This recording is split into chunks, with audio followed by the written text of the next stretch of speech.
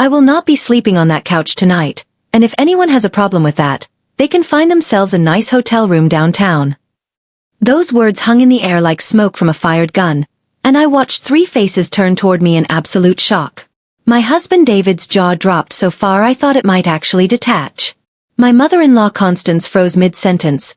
Her perfectly manicured finger still pointed accusingly in my direction. Even my 8-year-old daughter Lily stopped mid-bite of her dinner roll to stare at me like I just announced I was running away to join the circus. But you know what? I was done. Absolutely, completely 100% finished with being treated like a guest in my own home. Let me back up and tell you exactly how I got to this breaking point, because trust me, it didn't happen overnight. My name is Penelope, but everyone calls me Penny, and until that fateful Tuesday evening in March, I thought I was a fairly reasonable person. I mean, I compromise, I keep the peace, I bite my tongue when necessary. I'm the kind of woman who says, sorry, when someone else bumps into me at the grocery store. But there's only so much a person can take before they snap, and mother-in-law Constance had been systematically pushing every single one of my buttons for the past 3 years. It all started innocently enough. David and I had been married for 2 wonderful years when his mother decided she needed to be closer to family. Never mind that we lived in a cozy 2-bedroom house that barely accommodated the 3 of us. Never mind that I was 7 months pregnant with our second child and nesting like a woman possessed. Constance announced she was selling her perfectly lovely condo across town and moving in with us, temporarily, while she looked for something smaller nearby. That temporary arrangement? It lasted 8 months. 8 long, torturous months of having every single thing I did scrutinized, criticized, and corrected by a woman who apparently believed she'd raised the only perfect son in the history of mankind. She criticized how I folded David's shirts. Penny, dear, you're creating wrinkles in the collar area. Here, let me show you the proper way. She rearranged my kitchen cabinets while I was at work, claiming my system was inefficient. She even had the audacity to tell me I was holding our newborn son wrong. That's not how we did things in my day, sweetheart. You'll spoil him rotten with all that coddling. But I endured it all with gritted teeth and forced smiles, because David kept assuring me it was temporary, and because I genuinely wanted to maintain peace in our family. I figured I could handle anything for a few months, right? Wrong. So incredibly, spectacularly wrong. The night that changed everything started like any other Tuesday. I'd gotten home from my job at the accounting firm around 6:30, picked up Lily from aftercare, and was attempting to throw together some semblance of dinner when David called. Hey babe, he said, and I could immediately tell by his tone that I wasn't going to like whatever came next. So, Mom called earlier. My stomach dropped. Constance had been living in her new apartment for exactly 6 months, and we'd finally settled into a peaceful routine. Tuesday family dinners at our place had become a thing, which I actually enjoyed. Having her over for a few hours once a week felt manageable, even pleasant sometimes. What about your mom? I asked, already dreading the answer. Well, you know how her upstairs neighbor has been doing those renovations? Apparently, they're starting some major work on the plumbing tomorrow, and she's going to be without water for at least 2 days. She was wondering if she could stay here while they finish up. I closed my eyes and counted to 5. Just for 2 days. Maybe 3. You know how these contractor things go. 2 days I could handle. I'd handled 8 months, after all. Sure, I said, injecting fake cheerfulness into my voice. Tell her she's welcome to stay. Famous last words. Constance arrived at 7:30 sharp, rolling a suitcase that looked like she'd packed for a month-long European vacation. She was wearing what I'd come to recognize as her visiting the peasants outfit. A perfectly pressed navy blue pantsuit that probably cost more than my monthly salary, paired with shoes that clicked authoritatively against our hardwood floors. Penelope, darling, she said, sweeping past me into the house without so much as a hello. I hope you don't mind, but I've brought my special pillow and my silk sheets. I simply cannot sleep on anything less than 400 thread count. That should have been my first warning sign, but I was still in accommodating daughter-in-law mode. Of course, I said. I'll just grab some fresh towels for the guest room. She stopped dead in her tracks. Guest room? Yes, the guest room. Where you stayed before. We'd converted David's old home office into a small but comfortable guest space after Lily was born. It had a decent pull-out couch, a small dresser, and even its own window with a nice view of our backyard garden. Constance's perfectly penciled eyebrows rose to her hairline. Oh, sweetie, no. I'm afraid that little couch simply wreaks havoc on my back. At my age, I need proper spinal support. I'll be staying in the master bedroom, naturally. I blinked at her. I'm sorry, what? The master bedroom, she repeated slowly, as if I were a particularly dim child. You and David can sleep in the guest room for a few nights. It's only temporary. The audacity of this woman never ceased to amaze me. Constance, I said, trying to keep my voice level, that's our bedroom. Our bed. Where we sleep. She waved her hand dismissively. Oh, don't be so territorial, dear. It's just a few nights. Besides, that guest room couch pulls out into a perfectly adequate bed for a couple your age. You're young. You can handle a little adventure. Adventure. She called kicking us out of our own bedroom an adventure. David chose that moment to walk through the front door, arms full of Chinese takeout containers. Hey, Mom. Great timing. I got that Kung Pao chicken you like. David, sweetheart.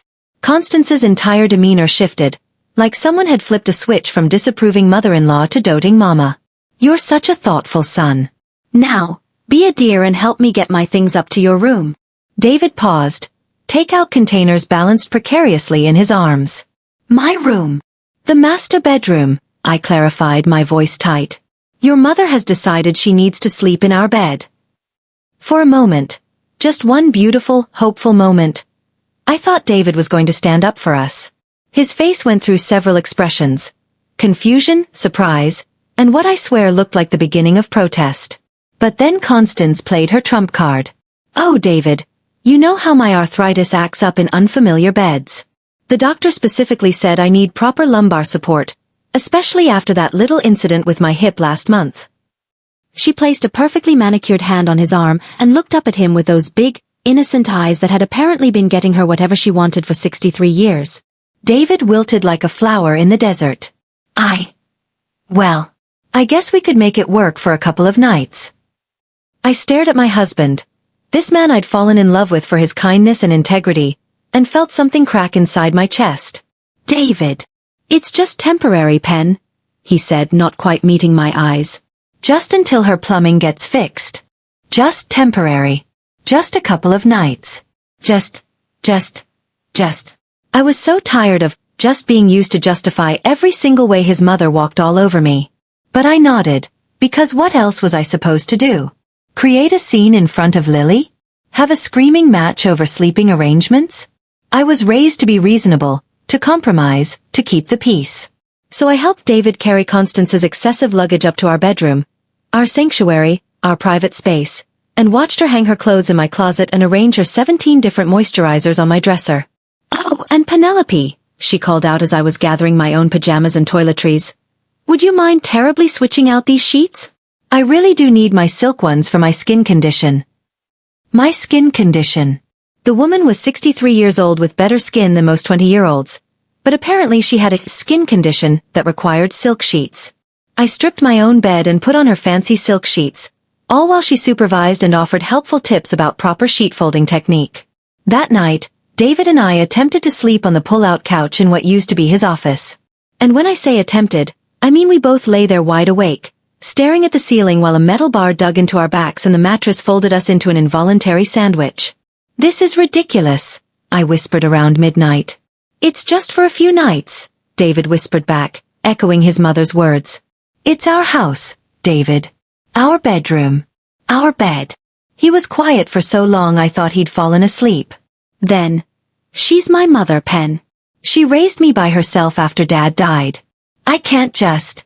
I mean, what kind of son would I be? The kind of son who puts his wife first, I thought but didn't say. The kind of son who doesn't let his mother treat his wife like hired help in her own home. But I bit my tongue, because I loved this man, and I knew his guilt over his father's death ran deep. Constance had been playing the I'm a poor widow card for 15 years, and David still fell for it every single time. The next day was worse. I woke up feeling like I'd been hit by a truck, stumbled to the kitchen to start coffee, and found Constance already there, rearranging my spice cabinet. Good morning, sleepyhead, she chirped, way too cheerfully for 6:30 in the morning. I took the liberty of organizing your spices alphabetically. They were in complete chaos. They were organized by how frequently I used them, which made perfect sense to me. But apparently Constance had never heard of practical organization. I also noticed you're out of that good coffee I like, she continued, dumping my perfectly adequate Folgers into the trash. I took the liberty of making a shopping list. That coffee you buy tastes like burnt water, dear. She handed me a handwritten list that included proper coffee beans, not that cheap stuff, organic free-range eggs, the regular ones are full of chemicals, whole grain bread, none of that processed white garbage, and Greek yogurt, the kind with live cultures obviously. Obviously. I looked at this list, a list of groceries for my own house, written by a woman who was supposed to be staying for 2 nights, and felt that crack in my chest widen a little more. Constance, I said carefully, you know you don't have to worry about the groceries. This is just temporary, right? She laughed, a tinkling sound that somehow managed to be condescending. Oh, sweetheart, I can't possibly eat that processed food you stock. At my age, nutrition is so important. Besides, it'll be good for all of you to upgrade your eating habits. Upgrade our eating habits. As if feeding my family healthy, affordable meals was somehow inadequate. The day got progressively worse from there. I came home from work to find that Constance had helped by doing laundry, which meant she'd rewashed everything I'd done the day before because it didn't smell properly clean. She'd also rearranged our living room furniture to improve the feng shui, and thrown away half the contents of our refrigerator because they were past their prime by her standards. The leftover Chinese food from the night before? Gone, because it was over 24 hours old and probably harboring bacteria. The bread I'd bought 2 days ago? Tossed, because it was commercial white bread with no nutritional value.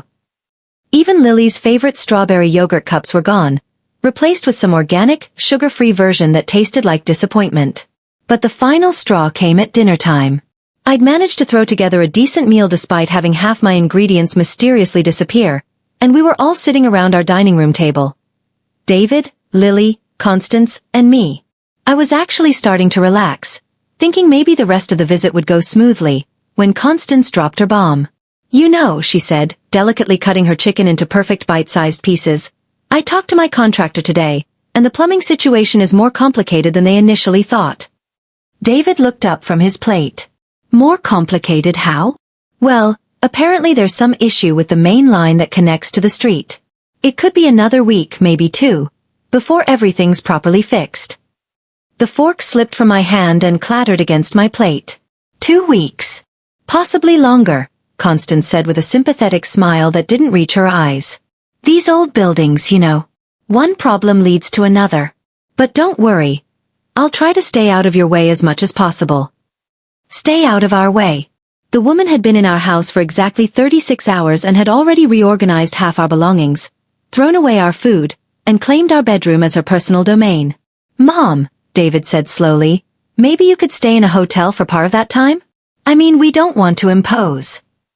Constance's eyes went wide with hurt. A hotel?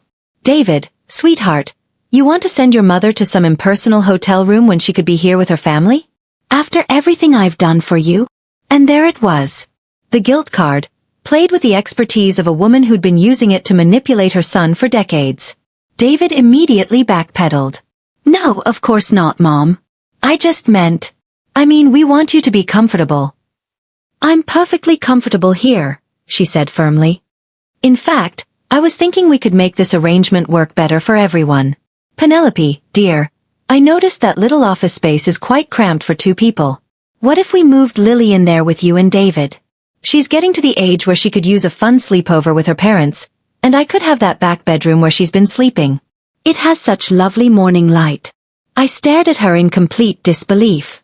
She wanted to kick our 8-year-old out of her own bedroom too?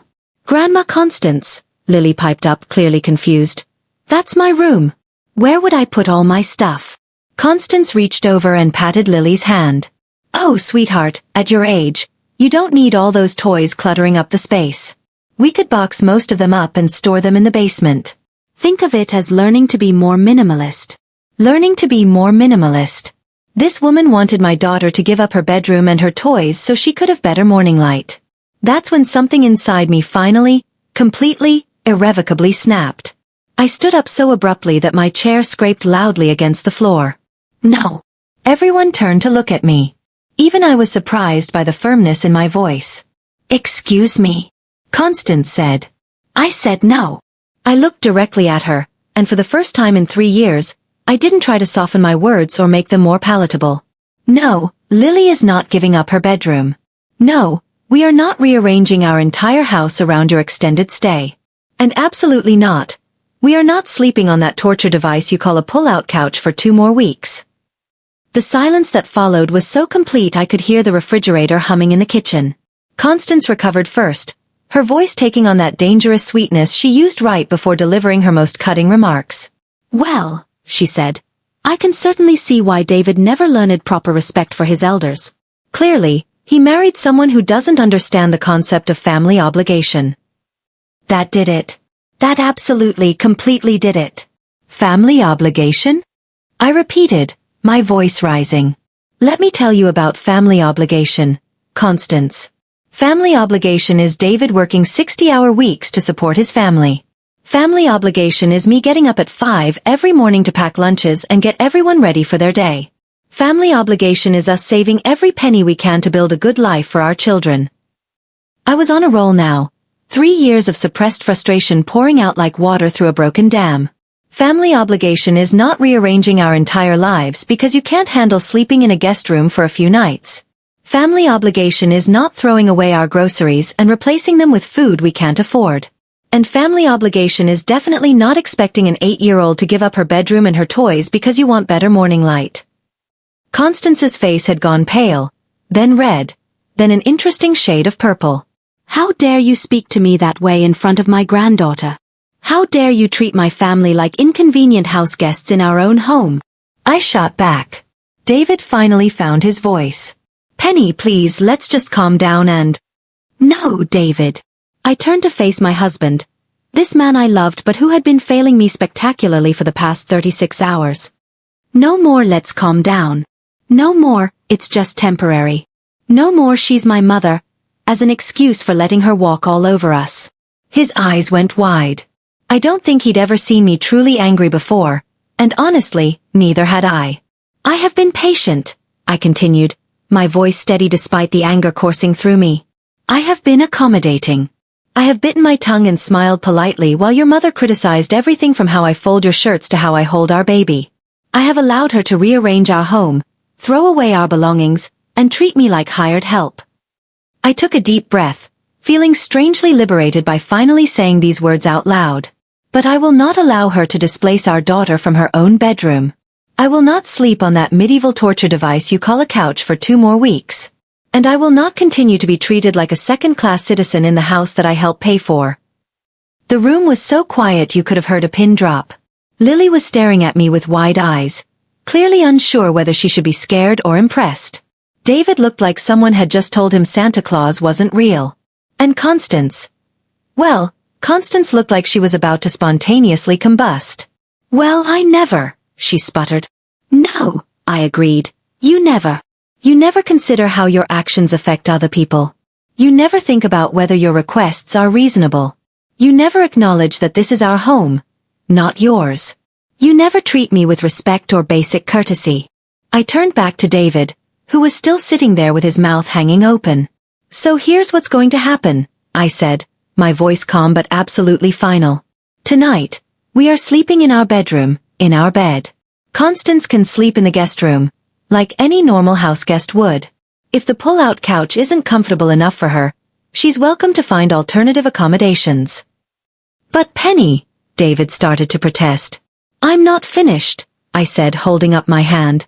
"Tomorrow, I'm calling a hotel and making a reservation for your mother. I will happily pay for it myself if necessary, but she is not staying here for 2 more weeks disrupting our lives."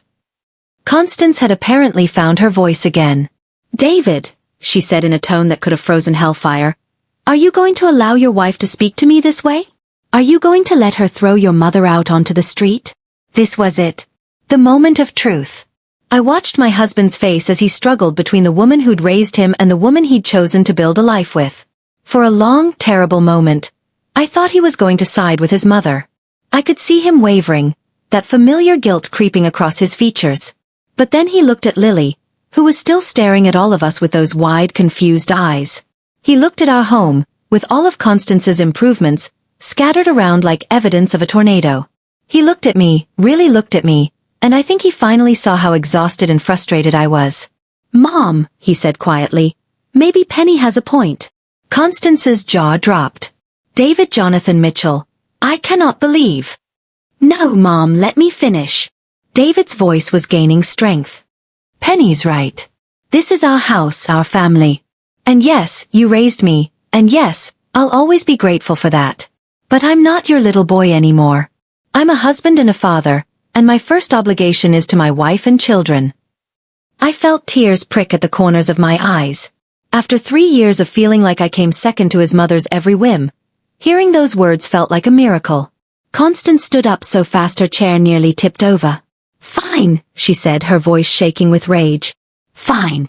I can see where I stand in this family. I'll pack my things and find somewhere else to stay. Somewhere I'm actually wanted." The guilt trip was strong, but David held firm. "Mom, you're always welcome here. As a guest. For reasonable visits. But Penny's right.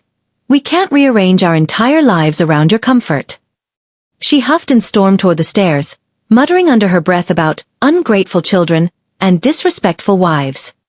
We could hear her upstairs, dramatically throwing things into her suitcase and slamming drawers. Lily looked back and forth between us. "Is Grandma Constance mad at us?" David knelt down beside her chair. "Grandma's upset right now, sweetheart, but it's not your fault. Sometimes grown-ups disagree about things, and that's okay. She still loves you very much. Are we still going to have Tuesday dinners?" Lily asked, because even at 8 years old, she could sense that something fundamental had shifted in our family dynamic. I reached over and smoothed her hair. "I hope so, baby. But they might be a little different for a while." An hour later, Constance emerged from upstairs with her enormous suitcase and her wounded dignity. She kissed Lily goodbye, gave David a hug that somehow managed to convey both forgiveness and disappointment, and completely ignored my existence. "I'll be staying at the Hampton Inn," she announced. "When you decide to prioritize your family properly, David, you know where to find me." And with that parting shot, she wheeled her suitcase out the door and drove away in her pristine silver sedan. The house felt different without her in it. Quieter, but also somehow lighter, like a pressure I hadn't even realized I was carrying had suddenly lifted. David and I spent the evening moving our things back into our bedroom and helping Lily reorganize her room where Constance had, helpfully, rearranged her bookshelves and toy bins. That night, lying in our own bed between our own sheets, David turned to me in the darkness. "I'm sorry," he said quietly. "For what?" "For not standing up for you sooner. For letting her make you feel unwelcome in your own home. For all of it, I guess." I rolled over to face him. "David, I know you love your mother. I know this is hard for you." "It is," he admitted. "But you're right. I'm not her little boy anymore. I'm your husband and Lily's father, and I have responsibilities here that come first." I reached for his hand in the darkness. "I don't want to come between you and your mother. I just want her to treat us with respect." "I know. And from now on, that's exactly what's going to happen." We lay there quietly for a few minutes, both of us processing everything that had happened. "Penny," David said eventually. "Yeah. Remind me to never get on your bad side." That was terrifying. I laughed, the first genuine laugh I'd had in days. I scared myself a little bit, honestly. I didn't know I had that in me. "I'm glad you do," he said, squeezing my hand. "I'm glad you finally stood up for yourself. For us." The next few weeks were awkward. I won't lie. Constance called David daily, sometimes crying, sometimes angry, always trying to make him feel guilty for choosing his wife over his mother. She canceled 2 Tuesday dinners in a row, claiming she was too hurt to sit at our table. The first call came at 7 in the morning, exactly 3 days after she'd stormed out with her oversized suitcase. I was getting ready for work when I heard David's phone buzzing insistently from the nightstand. "David, sweetheart." Constance's voice carried clearly through the speaker, dripping with wounded martyrdom. "I barely slept a wink last night. This hotel bed is absolutely dreadful, and the people in the next room were carrying on until all hours. I keep thinking about what happened, And I just can't understand how we got to this point. David sat on the edge of our bed, running his free hand through his hair. Mom, we've been through this. I raised you better than this, she continued, her voice cracking with what I'd come to recognize as performative emotion. I sacrificed everything for you after your father died. I worked 2 jobs to keep you in that nice school, remember? I gave up dating, gave up my own happiness, devoted my entire life to making sure you had every opportunity. And there it was, the greatest hits collection of Constance's guilt-inducing memories, pulled out whenever she needed to remind David of everything she'd done for him. The same stories I'd heard dozens of times over the years, polished to perfection through repetition. David's jaw tightened, and I saw something I'd never seen before in his response to his mother's manipulation. Instead of immediately caving, instead of the usual flood of apologies and promises to make things right, he took a deep breath and said, Mom, I appreciate everything you did for me growing up. But that doesn't give you the right to disrespect my wife and children now. The silence on the other end of the line stretched so long I thought the call had dropped. Disrespect. Constance finally sputtered. David, I was trying to help. I was trying to make your home more organized, more efficient. I was sharing my experience and wisdom, the way mothers are supposed to do. And instead of gratitude, I got screamed at by that. By your wife. That. She'd almost said something much worse than that wife. And we all knew it. Her name is Penelope, David said quietly. And she's not that wife. She's my partner, the mother of my children, and the woman I chose to build a life with. When you disrespect her, you disrespect me. I felt my heart swell with pride and love for this man who was finally standing up for our marriage. It had only taken 3 years and a complete breakdown, but he was getting there. The calls continued daily for 2 weeks. Sometimes Constance would try the guilt approach, reminding David of every sacrifice she'd ever made. Sometimes she'd try the victim approach, telling him how hurt and confused she was by my sudden outburst. Sometimes she'd try the reasonable approach, suggesting that maybe we could all sit down and work out our differences like mature adults. But David held firm. When she complained about the hotel expenses, he offered to help her find a nice apartment nearby, but made it crystal clear that moving back in with us wasn't an option. When she criticized me during their phone calls, he changed the subject or ended the conversation entirely. When she tried to guilt him into making me apologize for my inappropriate behavior, he told her point blank that I had nothing to apologize for. Mom, I heard him say during one particularly difficult conversation, Penny stood up for our family. She stood up for our daughter's right to sleep in her own bedroom, and for our right to make decisions in our own home. I'm proud of her for finally saying what needed to be said. The breakthrough came during week 3, when Constance showed up unannounced on a Saturday morning. I was in the kitchen making pancakes with Lily when I heard the familiar click of high heels on our front porch, followed by the sound of the doorbell. David answered the door, and I could hear the conversation from where I stood. Hello, David, Constance said, her voice carefully neutral. I was hoping we could talk. Of course, Mom. Come in. She walked into our living room, which was back to our own arrangement, not her improved feng shui version, and sat carefully on the edge of our couch. She was wearing a simple black dress instead of her usual power suits, and her makeup was more subdued than I'd ever seen it. I've been doing a lot of thinking, she said, looking down at her hands. And talking to my therapist. That was news. Constance had always been firmly against therapy, claiming it was just an excuse for people to blame their parents for their own failures. Dr. Morrison helped me understand some things about boundaries, and about how my behavior might have been perceived. She looked up at David, and for the first time since I'd known her, she looked genuinely vulnerable. I don't want to lose my relationship with you and Lily, and I realize that means I need to make some changes. David sat down across from her, and I could see him processing this unexpected development. What kind of changes, Mom? Well, for starters, I owe your wife an apology. A real one, not the kind where I apologize for her feelings getting hurt. She took a shaky breath. I owe her an apology for treating her like a guest in her own home, for criticizing her choices, and for trying to rearrange her life to suit my preferences. I nearly dropped the pancake turner I was holding. In 3 years of marriage, I had never, not once, heard Constance admit she was wrong about anything, let alone take responsibility for her behavior toward me. Would you ask her to come in here, please? Constance asked. I'd like to speak with her directly. My heart started pounding. Part of me wanted to stay safely in the kitchen, to avoid what was sure to be an uncomfortable conversation. But the stronger part of me, the part that had finally found her voice 3 weeks ago, knew I needed to face this head-on. I walked into the living room, wiping my hands on my apron, and sat down next to David on the couch. Lily had wandered in behind me, curious about why Grandma Constance was here and why everyone looked so serious. "Penelope," Constance said, meeting my eyes directly. "I owe you an apology. A sincere, complete apology for how I've treated you over the years, and especially during my stay here 3 weeks ago."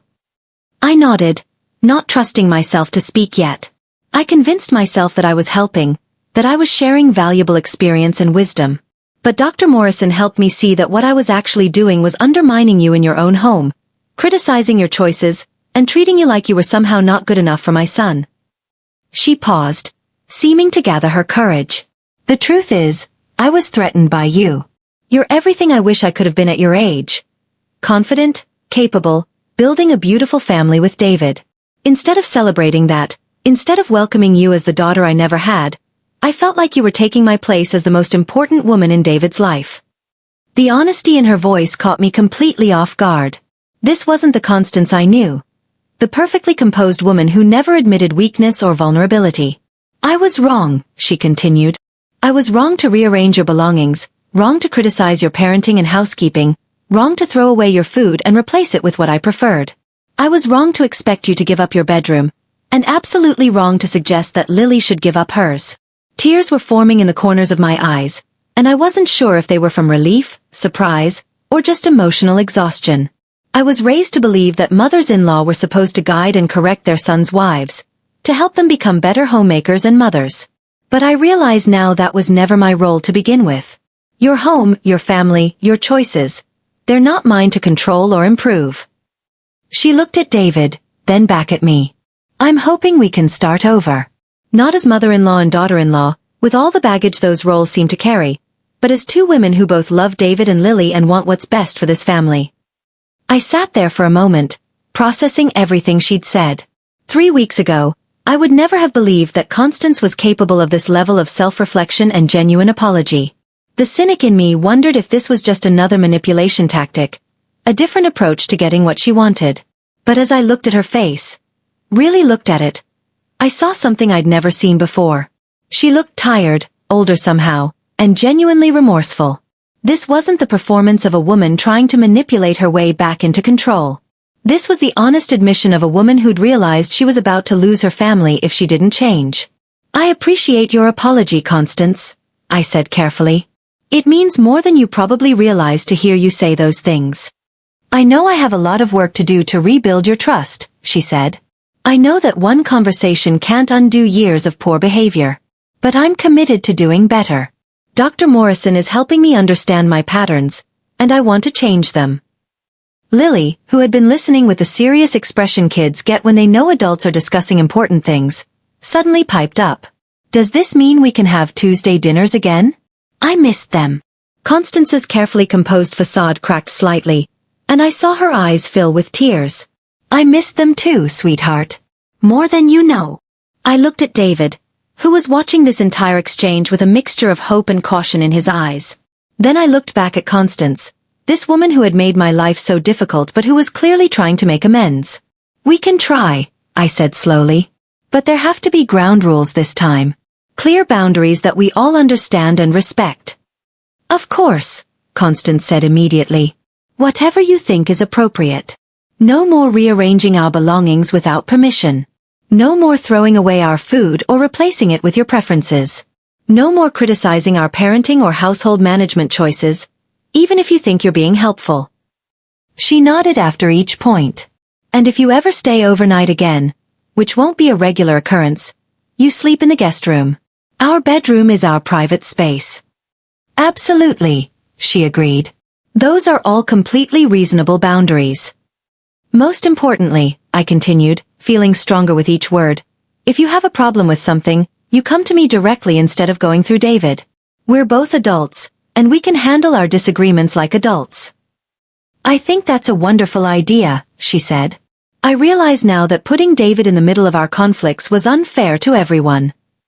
The conversation continued for another hour, with all of us sharing our perspectives and working out the details of how our new dynamic would work. It wasn't magical.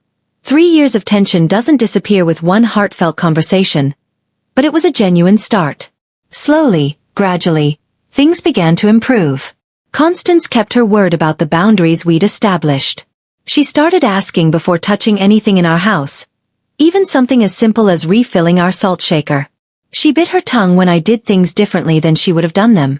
She even started genuinely complimenting my cooking instead of offering helpful suggestions for improvement. The Tuesday dinners resumed cautiously at first, with all of us walking on eggshells and being overly polite. But as weeks turned into months, they became more natural and enjoyable. Constance learned to let Lily be a kid instead of constantly correcting her table manners. She started asking about my work and actually listening to my answers. She even began sharing stories about David's childhood that were genuinely funny rather than designed to make him feel guilty. It wasn't perfect. I don't think my relationship with Constance will ever be what you'd call warm and fuzzy. There are still moments when I can see her biting her tongue to keep from offering unwanted advice, and there are definitely times when her old patterns start to surface. But the difference is that now she catches herself, and more importantly, David has learned to speak up immediately when she crosses a line. The biggest change, though, was in David himself. Standing up to his mother seemed to unlock something in him, a confidence and assertiveness I hadn't seen before. He started making decisions about our family without checking with Constance first. He stopped apologizing for our choices and started confidently defending them. He began setting boundaries with his mother that he maintained consistently, even when she tested them. More than that, he became a true partner in managing his mother's involvement in our lives. Instead of leaving me to handle all the friction while he played peacekeeper, he took active responsibility for ensuring his mother treated me with respect. When she slipped back into old habits, he was the first to address it. When she made passive-aggressive comments, he shut them down immediately instead of pretending he hadn't heard them. The transformation in our marriage was remarkable. For 3 years, I'd felt like I was competing with Constance for David's loyalty and attention. Now, for the first time, I felt like David and I were truly a team, presenting a united front to the world. Our sex life even improved, believe it or not. There's something incredibly attractive about a partner who stands up for you, who puts your relationship first, who makes you feel protected and valued. The stress and resentment that had been building between us for years began to dissolve, replaced by a deeper intimacy and trust. Lily noticed the changes too. She started looking forward to Grandma Constance's visits instead of tensing up whenever she arrived. The atmosphere in our home became lighter, more relaxed, without the undercurrent of tension that had become our normal. Looking back now, 2 years later, I'm actually grateful for that awful night when Constance tried to take over our entire house. Because it forced me to find my voice, to stand up for what I deserved. It forced David to choose between his past and his future, between the guilt-driven relationship he'd always had with his mother and the healthy boundaries he needed to maintain as a husband and father. And ultimately, it made our family stronger. I learned something important that night. Being kind and accommodating doesn't mean being a doormat. You can love someone and still set boundaries with them. You can respect your elders while still demanding respect in return. You can maintain family relationships while protecting your own family's peace and happiness. And sometimes when someone pushes you too far, the best response is to push back. Not with cruelty or vindictiveness, but with firm, clear boundaries and the courage to enforce them. I'll never forget the look on Constance's face when I told her I wouldn't be sleeping on the couch in my own home. For the first time in 3 years, she saw me not as David's pushover wife, but as a woman who knew her own worth and was willing to fight for it. That woman who stood up in our dining room and said, "No more." She's still in me. She's stronger now, more confident, ready to speak up when something isn't right. She's the woman I want my daughter to grow up to be. Kind but not weak, generous but not a doormat, loving but not a pushover. She's the woman who transformed a broken family dynamic into something healthier and more sustainable. She's the woman who saved her marriage by refusing to accept less than she deserved. And she never, ever sleeps on the couch in her own home.